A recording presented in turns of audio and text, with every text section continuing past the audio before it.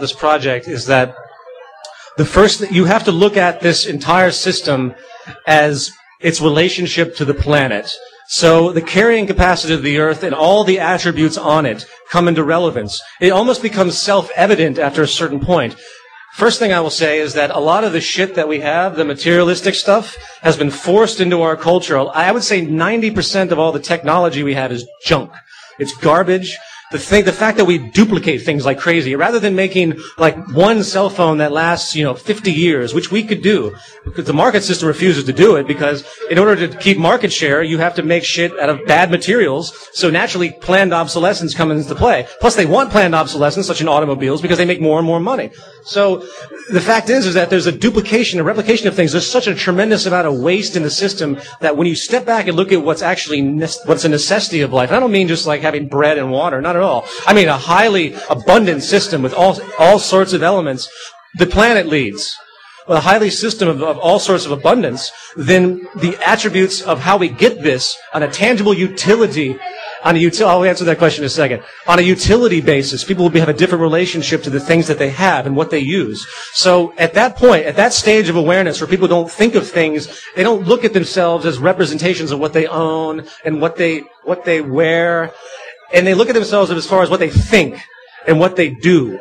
This is a colossal change that will directly influence what is produced in our society tremendously and reduce a dramatic amount of shit that's produced and a dramatic amount of waste. 75% of all production on average is waste. Just blatant waste. And think about all the dumb shit that people own that you wonder why. You know what I mean? It goes on and on and on. So, back to your specific point. If you have a plot of land, say an acre of land, and you want to do something with it, build something or grow something on it, you will gauge what that has to offer. You look at the nutrients to see what the propensity of that land has, say growing a certain crop, or you look at the structure of it to what you can build on it. So it starts at a cellular level. The question isn't who makes the decisions. It's how are the decisions arrived at.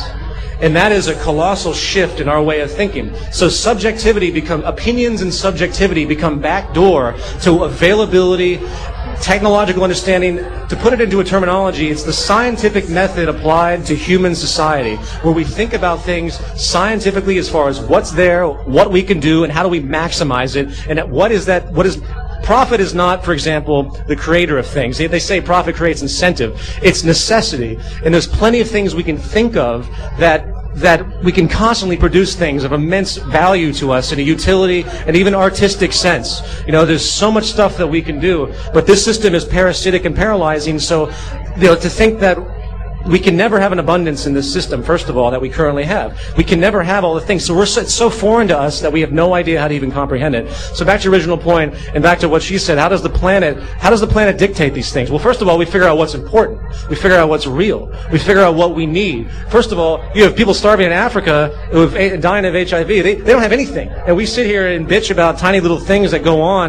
People that complain about these nuances of government, they have no idea. They have no global perspective. So first we have to take care of the fact that we're not safe as long as people are dying in Africa. We're not safe on multiple levels as far as people are sleeping in the streets. First, we take care of all the bare necessities. It's a step-by-step thing in that regard. And then as things become more fluid, government would be a series of technological individuals that they don't make decisions, they regulate the empirical system based on this nervous system of technology that is inside of the planet to decide what we have at all times. We navigate everything, and all I can say is this long-winded description, but Jacques Fresco, if you read one of his books, The Best Money Can't Buy, he goes into this specifically. It's a totally different worldview that is so foreign to most of us. So I hope that answers your question to a certain degree.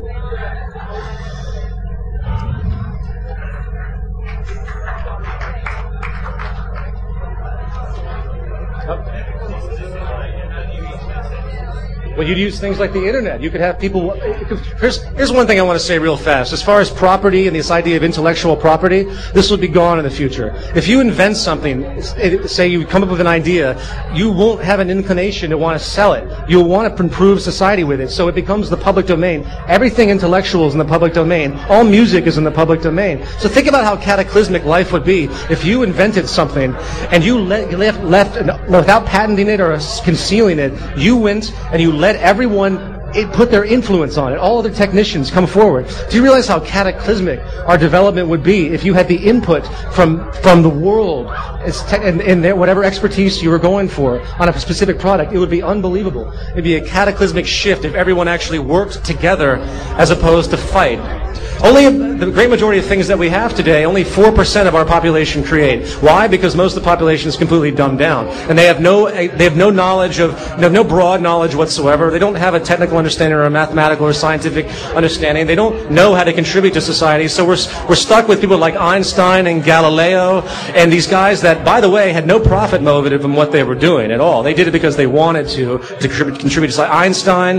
What would happen through education is that people would grow and everyone would start to contribute in an amazing way, because there would be no reason to have a stupid society. The government wouldn't construct its educational system the way it is, because all the government wants is to have somebody that's just smart enough to run the machines and do the paperwork, and just dumb enough to not question anything that's going on around them. And that's the balance that they've been maintaining for a long time. So anyway.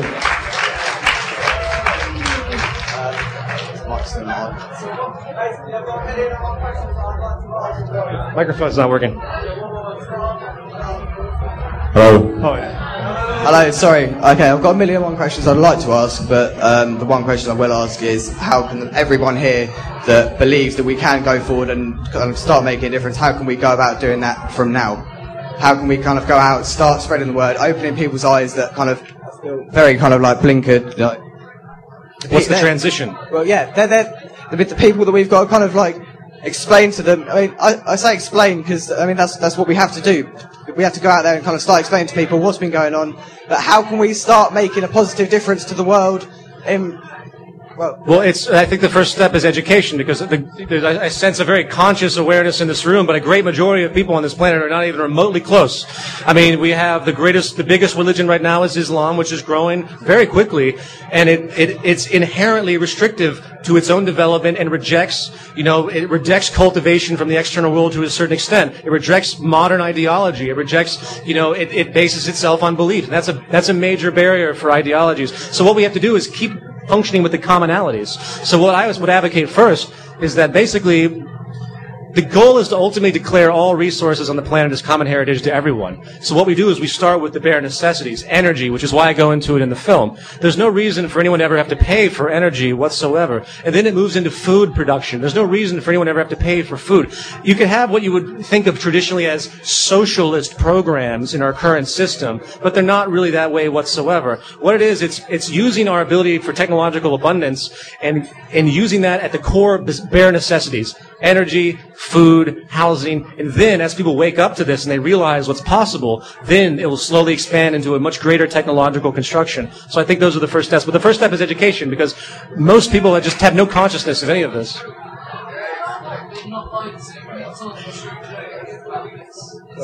Sorry. Right. Yeah, so I mean that's a very valid point. A lot of people, we're going to get shouted down. People won't listen. They won't want to listen because of what they hear, like from everyone else, and what they're told. Kind of like that's what is black and white. And how can we kind of? I mean, the internet's the last tool that we've got, really, though. Yes. For me, internet's extremely important. That is the last tool we've got to use. Yes. And I mean, I'm sure. I think you mentioned networking. I mean, people need to start talking, and there's so many of us out there with the same ideas and the same ideology, and we need to start talking and get together, and kind of like everyone needs to start working together and kind of sidestepping around the governments, because they're just a massive barrier, and everyone needs to understand that, and we're the people that need to start making a difference. Yes, I completely agree. Absolutely. The internet is extremely important because it's unified the world in an intellectual way. And this is radical. It's very radical that we have this ability now. We have to preserve that and make sure that they don't shut anything down as far as, the restructuring of it. So we have to preserve that by all means. Yeah, and I'm sure you can tell us about the new Internet 2. Oh, yeah, all that shit, yeah, I know. Yeah. But while we're here, while there's a lot of us here, even after we finish with this question and answer with Peter, we've got an open mic, so do stick around and we can discuss amongst ourselves what we want to do. Next